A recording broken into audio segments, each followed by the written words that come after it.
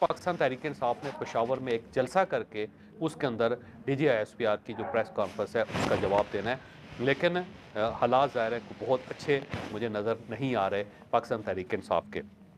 इसके साथ साथ एक और जिसका जिक्र बहुत ज़्यादा ज़रूरी है, वो ये है कि पाकिस्तान तहरीक इंसाफ ने अपने ऑफिशियल पेज से DGISPR general lieutenant general Ahmed Sharif Chaudhry साहब के खिलाफ बाकायदा कंपेन शुरू कर दी है और उसके अंदर एक बाकायदा एक पोस्ट बना के शेयर की गई है जिसके अंदर बाबू कहा गया, DG बाबू साहब। अब ये बाबू का जो लफ्ज़ है ये इंडिया के अंदर बहुत ज़्यादा इस्तेमाल होता है, पाकिस्तान में कभी भी किसी ने बाबू का लफ्ज़ इस्तेमाल नहीं किया किसी भी ऑफिसर के साथ, लेकिन इसके अंदर क्योंकि DG बाबू लिखा गया है तो इसका मतलब ये हुआ कि ये इंडिया के अंदर बनी है और ये बड़ी हद तक दुरुस्त भी है क्योंकि उसके अंदर शजरा नसब जो है वो नसब का लफ्ज़ जो है वो ठीक नहीं लिखा गया और ये मेरा ख्याल ये है कि ये शजरा नसब जो है वो सीन के साथ होता है, स्वाद के साथ नहीं होता। और मेरा ज़ाती ख्याल ये है कि इसके लिए AI को इस्तेमाल किया गया। अब AI को नहीं पता कि सीन और स्वाद में क्या फ़र्क होता है और ये ज़ाहिर है किसी पाकिस्तानी का काम मुझे नहीं लगता। ये सारी जो कैंपेन है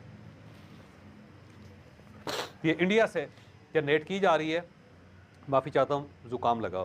तो ये इंडिया से जनरेट की गई है और उसको बहुत तेज़ी से फैलाया जा रहा है और साथ-साथ इसे मुख्तलिफ ट्रोलर्स हैं जो यूरोप के अंदर बैठे हुए हैं और अफ़गानिस्तान के अंदर बैठे हुए हैं, इसको बहुत ज़्यादा बढ़ाते चले जा रहे हैं। इसके साथ-साथ DG ISPR के जो वालिद साहब हैं वो साइंटिस्ट थे, मुल्क के मशहूर साइंटिस्ट थे महमूद सुल्तान बशीर साहब और बशीरुद्दीन चौधरी साहब। तो उनसे रिलेटेड एक कैंपेन पाकिस्तान तहरीक इंसाफ ने शुरू की। उन्होंने कहा जी कि DGISPR को अपने वालिद के बारे में सोचना चाहिए। उन्होंने कहा कि UN ने इनके ऊपर पाबंदी लगाई हुई थी और UN की अगर आप वेबसाइट पे जाएँ